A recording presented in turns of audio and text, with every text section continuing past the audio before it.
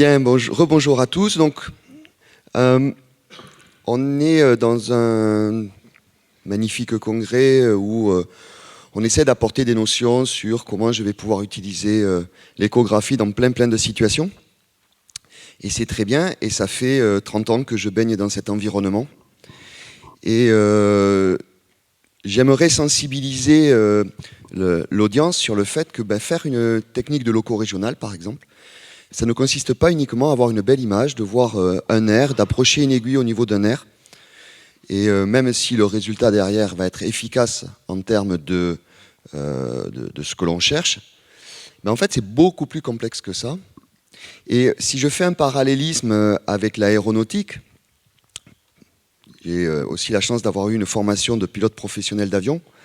Et bien, quand on monte dans un avion, certes, on nous explique que le but est que on va aller d'un point A à un point B en passant par les airs. Mais en fait, le premier jour, quand on s'assoit, on nous explique en fait l'importance de prendre en charge des compétences qu'on ne nous apprend jamais dans la santé, qu'on appelle des compétences non techniques.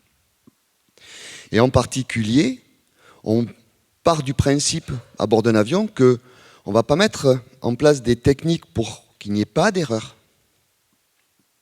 Mais on va mettre en place des techniques pour limiter les conséquences que de toute façon, les erreurs, on va tous faire. Humainement parlant, nous faisons entre 5 et 7 erreurs par heure. Alors heureusement, notre cerveau nous permet, dans plus de 90% des cas, de faire en sorte que les erreurs n'aboutissent pas à des conséquences. Et c'est bien un peu ça. Alors c'est une chance, mais c'est aussi un problème. C'est un problème parce que tant qu'il n'y a pas une conséquence des erreurs que je fais, on n'en tient pas compte. Et le deuxième problème, c'est que le curseur sur la gravité d'une conséquence, elle varie. Alors bien sûr, souvent on dit, il n'est pas mort, hein, c'est pas grave. Ok, mais n'attendons pas qu'il y ait un décès, n'attendons pas qu'il y ait un mort pour se dire, tiens, au fait, on va traiter l'erreur que je fais et qu'est-ce que je pourrais faire pour éviter que ça ne se reproduise pas. Ce que j'essaie de vous dire, c'est qu'il va falloir qu'on passe d'un, et c'est valable pour tout, hein, dans tous les pans de notre discipline, il va falloir qu'on passe d'un système de travail sur les conséquences des erreurs à une vision beaucoup plus large sur les mécanismes des erreurs que je fais, qu'il y ait ou non de conséquences. Alors je vais essayer d'illustrer ça à travers une présentation sur les techniques d'ALR et on a volontairement choisi l'erreur de côté.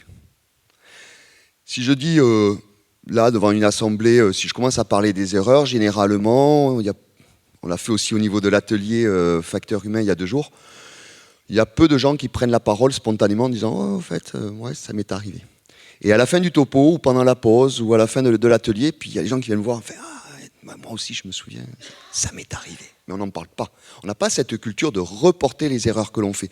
On a plutôt la culture de la cacher. Moi, je ne me suis jamais trompé. Jamais eu d'intubation difficile, mes blogs marchent toujours, j'ai jamais loupé une voie veineuse. Non, voilà. Alors, j'ai quelques conflits d'intérêts, juste rapidement, avec John Libé Arnett, qui est un des sponsors du congrès, hein, puisque l'année dernière, on a sorti un ouvrage sur les facteurs humains. Si c'est quelque chose qui vous intéresse, ces questions-là, voilà, vous avez un ouvrage qui permet de faire une approche un petit peu variée, avec 60 experts qui ont amené, et ils ne sont pas tous médecins, qui ont amené ces notions-là. Et puis, sachez qu'en 2025, on a monté un DIU, facteur humain, entre Toulouse et Bordeaux. Il y en avait un du côté de Versailles, et puis il y en a un deuxième maintenant qui sera dans le sud-ouest. Alors on va prendre un cas réel, et je remercie François Jolin, qui est le président de l'association Facteurs Humains en Santé, qui m'a fait part de ce cas réel. Médecin anesthésiste remplaçant, il gère 2 salles, il coordonne 2 salles sur une journée, et il va être amené à réaliser une loco régionale, donc dans une zone réservée à la loco régionale, où c'est relativement calme, il y a 2 échographes. Et on est en milieu d'après-midi, il y a un patient qui a une insuffisance rénale chronique qui doit bénéficier de la mise en place d'une fistule artério-veineuse, donc sous loco régional. Il a déjà eu auparavant, et là, c'est une nouvelle pose de loco régional. Donc l'identitovigilance, ça se fait correctement, on dira, mais il y a déjà une barrière de langage avec le patient qui ne parle pas forcément bien français, mais qui confirme l'indication de la fistule, de la pose d'une fistule sur le bras gauche. Et lorsque l'anesthésiste regarde le dossier, il y a bien écrit pose d'une fistule artério-veineuse sur l'avant-bras gauche et sous bloc axillaire. Cliniquement, les anciennes fistules sont thrombosées jusqu'au tiers inférieur du bras du côté droit. Donc tout ça, finalement, corrobore l'idée que il faut préparer, faire un bloc axillaire du côté gauche. Donc la perfusion se fait au niveau de la main droite, le patient est installé pour faire le bloc, et le chirurgien vasculaire qui est censé réaliser ce geste, pour une raison qui n'a rien à voir avec cette intervention au départ, est amené à sortir de sa salle où il intervient pour aller donner un coup de main sur la salle d'à côté. Et alors que le badigeon est fait et que l'anesthésiste s'apprête à commencer à faire le repérage échographique en vue du bloc axillaire, le chirurgien il repasse devant la zone dédiée à la loco-régionale et il pose la question suivante à l'anesthésiste, mais pourquoi tu as mis la perfusion à droite du côté où je vais poser la fistule? Donc on se trouve dans une situation où on va faire un bloc du côté du mauvais côté, alors même que le patient le confirme, alors même que globalement la thrombose du côté droit incitait l'anesthésiste à penser qu'on n'allait pas remettre et on n'allait pas utiliser l'avant-bras puisque le bras était déjà utilisé, alors même que dans le dossier d'anesthésie, il était noté que c'était bien à gauche. Donc c'est un cas qui est extrêmement compliqué, un doute qui est vraiment difficile à lever pour l'anesthésiste puisque tout concourt. Et puis finalement, j'ai décidé que je trouvais que c'était intéressant de montrer ce qui pouvait se passer dans la vraie vie. Et puis ça permet de dire, de se dire dans l'audience, ouais, mais là, l'anesthésiste, on ne peut pas trop lui reprocher, il a suivi la procédure et il a bien fait. Donc c'est pas sa faute. Comme ça, on est rassuré. Néanmoins, ok, on peut s'arrêter là. Mais ce qui est intéressant, c'est d'essayer à partir de là de faire ce qu'on appelle une analyse des causes profondes. Souvent, dans ce genre de situation, même là, s'il n'y a pas eu, le bloc n'a pas été fait, mais on aurait pu tout à fait imaginer que ce soit le bras droit le bras gauche qui soit endormi. L'erreur qui allait être n'a pas eu de conséquences puisqu'on s'est arrêté avant. Néanmoins, il est intéressant, plutôt que de se dire, de s'arrêter là, de dire pas de conséquences, hop, et on continue sa journée, de se dire, mais pourquoi on est arrivé à une situation où on a failli se tromper? Et dans ces cas-là, il est intéressant de reprendre un petit peu, de faire une analyse des causes profondes, de regarder un peu pourquoi sur la consultation d'anesthésie était marqué quelque chose. De voir que dans cet établissement, il y avait des supports différents et c'était compliqué. Il y avait tantôt des informations sur papier, tantôt sur des logiciels. Les logiciels n'étaient pas forcément les mêmes. Que l'information chirurgicale était limitée à simplement un titre, pose, fistule, point. C'est pas trop détaillé.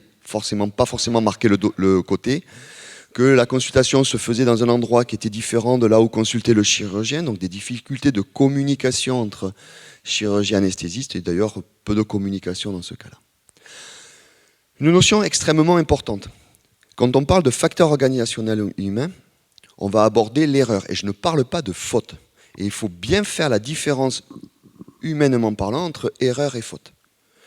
Pour la population, pour les médias, pour éventuellement, dans le cas de problèmes médico-légaux, souvent on parle d'emblée, on annonce ça comme une faute. D'ailleurs, même nous, la première chose qu'on va dire, c'est pas ma faute. Et donc je voudrais juste insister sur la terminologie, qu'on parle tous la même chose. À partir de ce moment-là, je ne parlerai plus de faute. La faute, c'est quelque chose qui ne nous concerne pas. On ne peut pas mettre les facteurs humains pour expliquer des fautes. Donc la différence est simple. La faute, il y a une intentionnalité.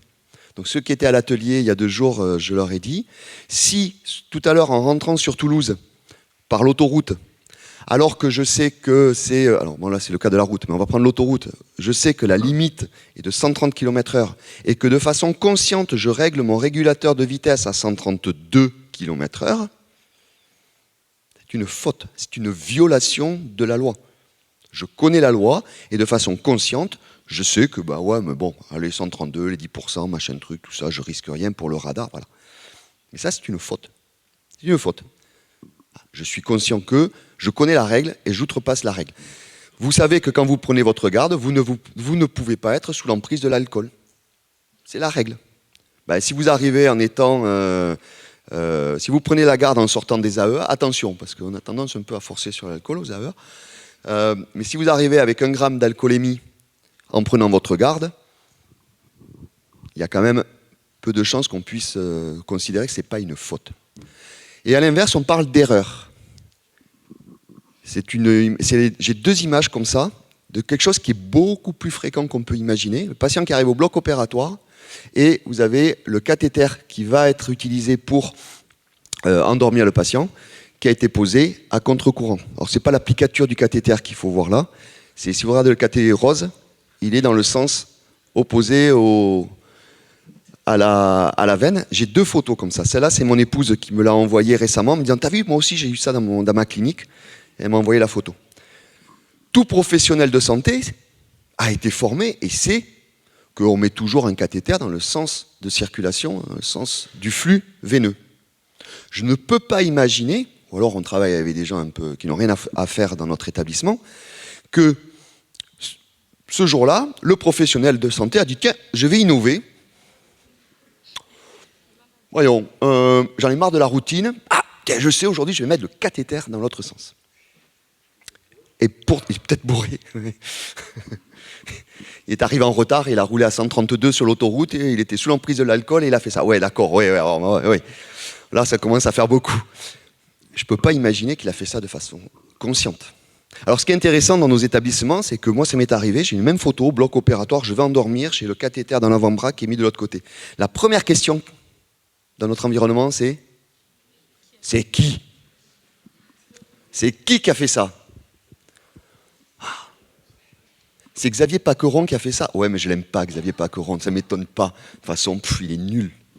C'est Eric Heisenberg qui a fait ça. Oh, le pauvre, je l'aime bien, Eric. Il devait être fatigué ce jour-là. Eh bien, tant qu'on continuera à raisonner comme ça, on n'avancera pas. Donc la question n'est pas de savoir c'est qui, on s'en fout. Si c'est l'infirmier, le médecin, on s'en fout. La question, c'est comment un professionnel de santé, qui a été formé, qui sait parfaitement qu'un cathéter, ça se met dans l'autre sens, eh bien, il peut arriver à faire ça. Et ça, c'est un écart par rapport à ce qui est attendu. C'est la définition d'une erreur. Il n'y a pas d'intentionnalité.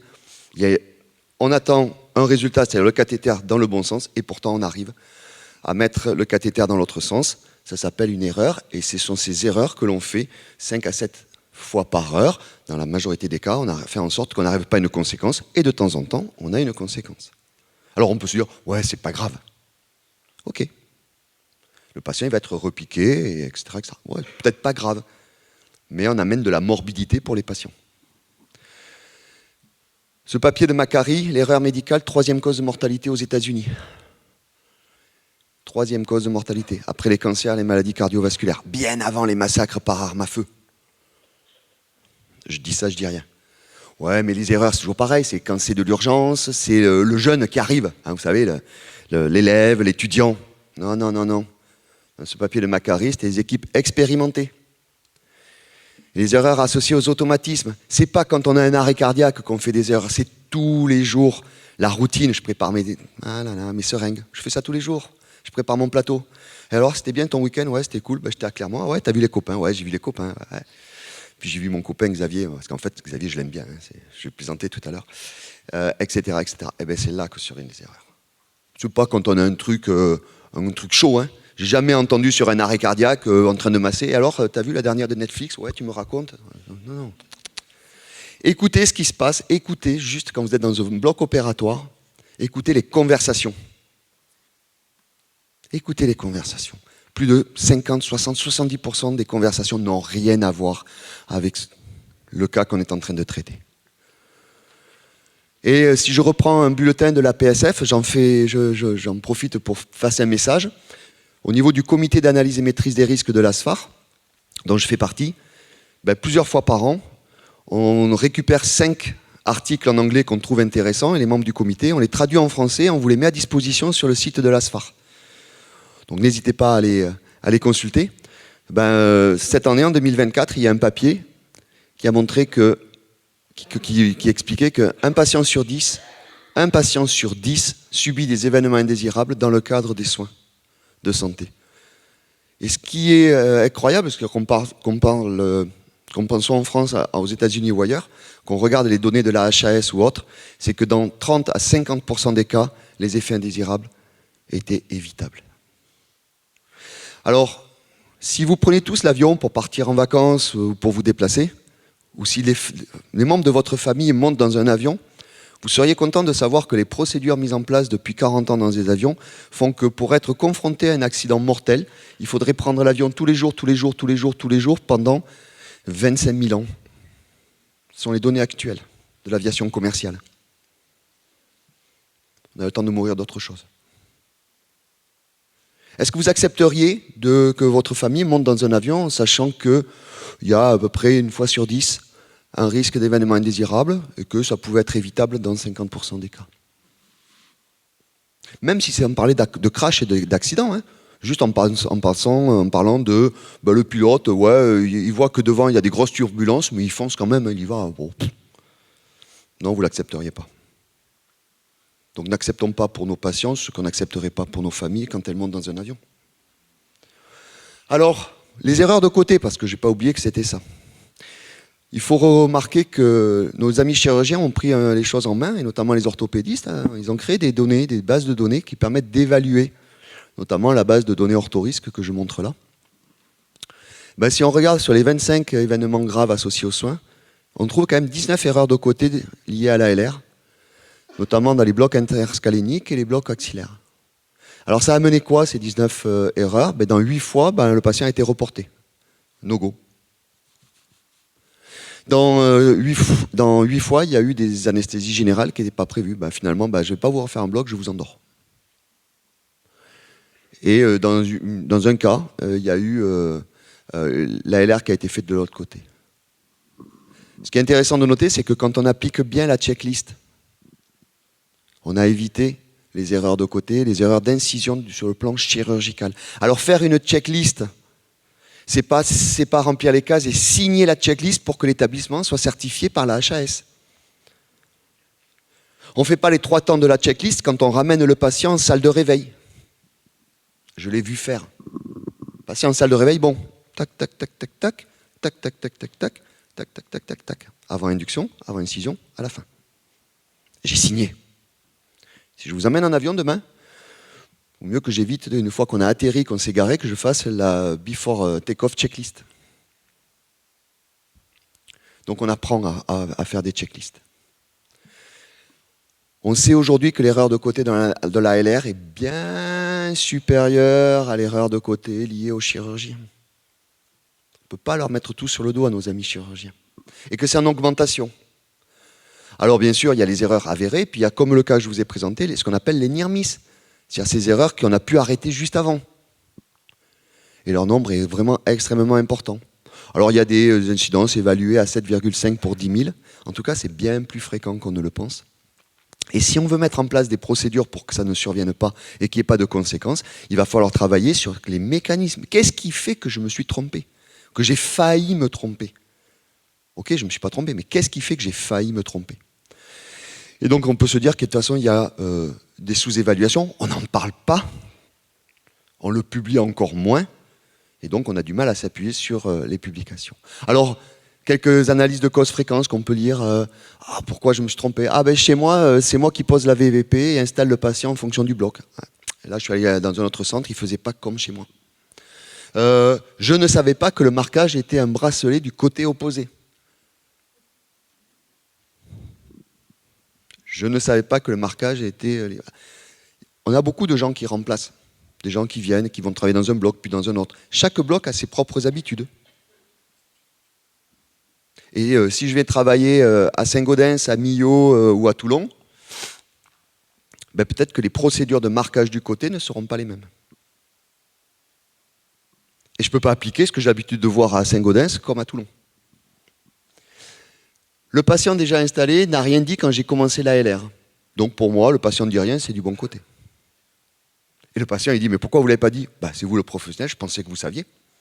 Il y a des patients qui disent, il y a un cas comme ça qu'on m'a rapporté, je vous jure que c'est vrai, l'anesthésiste est en train de faire un bloc à droite, il est concentré sur son image, et le patient lui dit, c'est intéressant ce que vous faites. Vous pouvez m'expliquer comment le produit que vous mettez là, comment ça se passe pour aller endormir de l'autre côté? Ça traverse le corps?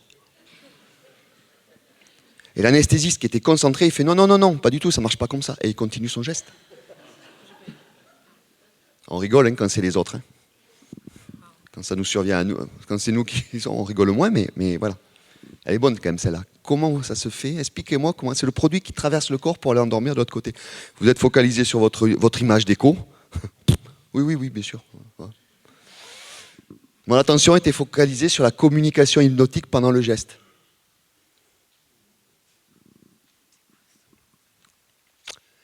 J'avais faim, mais compte tenu de l'avancée du bloc, j'ai préféré faire l'ALR avant d'aller manger. Allez, je la fais comme ça, je vais manger après, je suis tranquille. Je m'en débarrasse. J'étais focalisé sur mon image et ai répondu machinalement au patient sans comprendre ce qu'il me disait. C'est le fameux patient qui dit comment ça se fait pour passer de l'autre côté. Alors comment on arrive à faire ça? Sans rentrer dans les détails et prendre trop de temps, notre fonctionnement du cerveau dépend de plusieurs systèmes. On en décrit au moins 3 maintenant, mais je vais juste parler du système 1 et 2 de Kahneman. On a 2 systèmes. Un système 1 qui est un système automatique. Il est génial ce système. C'est le mode automatique qui me permet de faire des choses et qui me permet de faire plusieurs choses à la fois. Ça me permet de gagner du temps. J'ai pas à réfléchir. Voilà. Donc, automatisme, génial. Et il est surveillé par un deuxième système, le système adaptatif. C'est le système de l'apprentissage. Alors le système 1, automatique, je vous l'ai dit, il est inconscient, il est multitâche. Là, je suis en train de marcher tout en vous parlant et en me disant, en rentrant ce soir, il faut que je pense à ne pas me mettre à 132 sur l'autoroute. Et on peut faire plein de choses à la fois. Sauf qu'il est inconscient. Il est inconscient. Et à l'inverse, dès que je suis face à une situation un petit peu nouvelle, que je ne connais pas, pour laquelle je n'ai jamais été confronté, donc ma base de données ne peut pas utiliser le système 1, je vais devoir utiliser le système de l'apprentissage. Et en fait, chaque apprentissage, c'est d'abord le système 2, et quand on a acquis une certaine expérience, ça bascule très vite dans le système 1, automatique. Donc 90% des erreurs que mon système 1 peut faire, parce qu'il n'est pas fiable mon système 1, c'est grâce au système 2 qui le surveille. Système 2, apprentissage, monotâche, conscient, énergivore.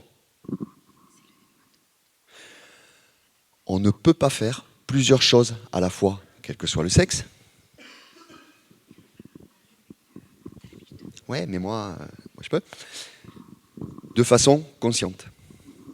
Et je vais vous en donner la preuve. Vous êtes toujours pareil au volant. Vous téléphonez. Ouais chérie, ouais, comment? Ouais d'accord, je prends du pain ce soir. Ok, non mais je rentrerai pas trop tard, tu sais, ça dépend de l'autoroute. Hein.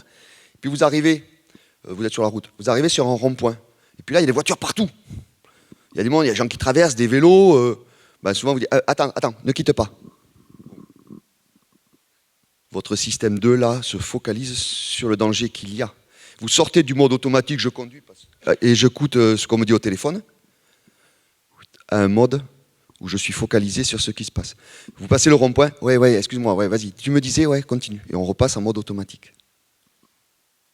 Si vous êtes en train de faire un bloc en faisant de l'hypnose ou en répondant au téléphone ou au cadre qui passe en disant en fait on peut faire le suivant, on peut le faire venir, etc., etc., votre système 2 il va être utilisé pour une seule chose consciente. Vous répondez au cadre qui vous demande si on peut faire venir le patient suivant. Tout ce que vous faites là, c'est de l'automatisme. Pire, votre système 2 qui est utilisé puisqu'il peut faire qu'une seule chose à la fois à répondre au cadre, ne peut plus vérifier si votre système 1 ne vous induit pas en erreur. Et donc, il faut définir des moments à risque. Quand vous préparez vos seringues le matin, c'est un moment à risque. Vous devez utiliser votre système 2 conscient sur cette tâche-là. Attention aux distractions. Et donc, on a des outils de prévention. Un des premiers outils, bien sûr, c'est de s'assurer, de faire en sorte que le dossier concorde avec ce que dit le patient, etc. Mais on a vu que ce n'était pas toujours facile. Faut-il mettre un bracelet? Ok. Le bracelet de quel côté? Côté à opérer, côté opposé? Faut-il mettre la voie veineuse périph' en principe du côté opposé? Est-ce que c'est suffisant pour dire le patient il arrive avec le cathé à gauche? Forcément, le bloc est à droite. Sauf que l'infirmière qui a mis le cathé à gauche, peut-être qu'elle s'est trompée de côté. Donc c'est pas fiable seul. On ne peut pas dire moi je bloque toujours le côté opposé à la voie veineuse périph' pour le membre sup. C'est pas fiable. Faut-il mettre un marquage cutané? Oui, il faut. Mais on fait quoi? Dans beaucoup de centres, on met une croix. En aéronautique, la croix, c'est interdiction, c'est fermé, on n'y va pas. Est-ce qu'on est d'accord que la croix veut dire dans ce centre, c'est le côté à opérer ou c'est pas ce côté, il faut aller de l'autre côté? Si vous voulez lever le doute, faites plutôt des flèches. Là, il n'y a pas de doute. La flèche, côté à opérer, c'est sûr que c'est là où il faut y aller. Et puis, bon, l'intervention du patient, attention à sa réponse. On vous opère de quel côté? Le droit. Déjà, quand je suis face au patient, son côté droit, pour moi, c'est la gauche. Alors, je ne vous parle même pas du bloc sciatique quand vous le mettez sur le ventre. Alors là, pour peu que ce soit 11h30, que vous ayez faim et que voilà, ça devient encore plus compliqué. Demandez au patient de vous montrer. Ouais, c'est mon côté gauche, lequel? Voilà. C'est pas facile pour nous, c'est pas forcément facile pour le patient. Et ne vous contentez pas de « mais pourquoi vous me posez la question? C'est marqué sur mon dossier, vous devez le savoir. » Oui, je le sais, mais je vérifie. Mais je ne me fie pas uniquement en disant si c'est droite ou gauche. Et montrez-moi le côté. Quand il peut. Montrez-moi le côté. Alors les chirurgiens ont travaillé énormément pour limiter le risque d'erreur du côté chirurgical. Alors il y a des facteurs de risque, et c'est publié dans la littérature, je ne vais pas trop les détailler pour ne pas perdre trop de temps, mais vous avez la pression temporelle. Vite, il faut gagner 3 minutes. 3 minutes qu'on veut gagner, des fois c'est 1 heure qu'on perd derrière. Ça, ce sont des facteurs bien connus. Et puis, il y a aussi, publié dans la littérature, des stratégies de prévention. C'est bon? Ouais. La SFAR avait bien insisté et encourage à utiliser, à coller cette affiche sur les chariots de locaux régional. Le stop avant ALR, ne vous précipitez pas. Je vais piquer, stop. Est-ce que c'est le bon patient? L'identité, est-ce que c'est le bon côté de l'ALR? Est-ce que c'est la bonne indication ALR? Est-ce que c'est le bon médicament? On va lutter contre les interruptions de tâches. Les recommandations que l'on avait écrites en 2022 sur facteurs humains en situation critique, mais qui s'appliquent au quotidien, avaient bien insisté là-dessus. La HAS a aussi insisté sur le risque des interruptions de tâches. On apprend à ne pas interrompre, ou si on interrompt, comment on peut récupérer. Et puis on va faire des vérifications croisées. Chez nous, systématiquement, on nous verse quelque chose sur notre table stérile lors d'une ALR, c'est vérifié, on montre, sérum physiologique, je confirme, et la personne elle verse. Sur les 5 dernières années, j'ai 2 cas où on m'a montré, en me disant sérum physiologique, c'était de l'EPPI. C'était pas pour de l'ALR, c'était pour des postes de chambre implantables. 2 fois ça m'est arrivé. Il y a plein d'autres fois certainement que j'ai pas vu passer. Depuis qu'on met des checklists avant ALR, ça c'est une étude, vous voyez, avec un nombre quand même sur 8 ans et un nombre de blocs conséquent, et à partir de l'implémentation d'une checklist systématique entre 2011 et 2012, par la suite, il n'y a plus eu d'erreur de côté en ALR. Donc c'est pas une fatalité. Et les checklists, il y en a, ça c'est une clinique au nord de Bordeaux qui a développé sa propre checklist avant ALR, donc tous les praticiens utilisent cette checklist, mais ils l'utilisent bien, c'est pas je la coche une fois que j'ai fait le bloc, je le fais entre chaque temps. Et d'ailleurs, l'ASRA a bien recommandé d'utiliser une checklist pour limiter le risque d'erreur. Alors juste un dernier point, quand vous êtes tout seul, je vous encourage à utiliser la méthode des conducteurs japonais de train et de tramway, ce qu'on appelle le Shisakanko, plus connu sous le terme anglo-saxon de pointing and calling. Vous regardez sur YouTube, vous tapez pointing and calling et vous verrez que le conducteur de train qui est tout seul dans sa cabine ou de métro, prenons le métro par exemple, avant de redémarrer dans une station de Tokyo, il y a des caméras qui le filment, lui il est tout seul. Et avant, il va à haute voix, il se parle à lui-même à haute voix en montrant. Et il y va. Le fait de montrer du doigt, Eric, j'ai Emmanuel, j'ai Mathieu, pardon. Le fait de montrer du doigt et de le dire à haute voix, ça active votre système 2 conscient. C'est pas ouais, c'est Eric, puis je pense à autre chose. Non, je montre et je dis à haute voix. Et c'est un moyen simple pour pouvoir limiter le risque d'erreur. Et je vous encourage à l'utiliser régulièrement, c'est le système 2-4. Donc en conclusion, oui, c'est un problème fréquent. Bien sûr, ça ne va pas tuer forcément le patient à chaque fois, mais ça entraîne une morbidité. Les causes sont souvent bien identifiées et on a des outils disponibles, que ce soit des checklists. On a parlé du marquage à définir et que toute l'équipe, tous les membres de l'équipe soient au fait et au courant du type de marquage que vous utilisez. Attention aux gens qui arrivent ou aux gens qui sont de passage.